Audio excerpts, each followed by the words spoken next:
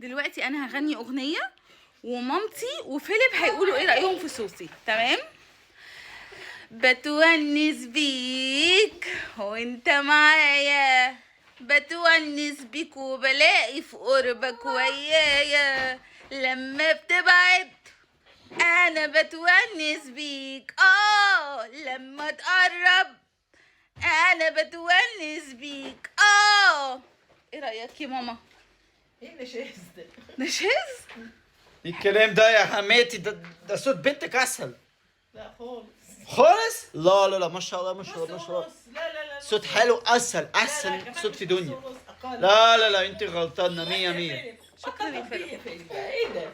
بتقول عليك بتطبل، انا بهدي النفوس. بتقول عليك بتطبل يعني كذاب بصراحه، يعني احنا في مصر لا، بنقول إيه كده. ده؟ ما هو أقصدش كده. كده. لا التطبيل يعني كذب، الحمد معلش لله يا رب. معلش. بتقول عليك كذاب يا فيليب.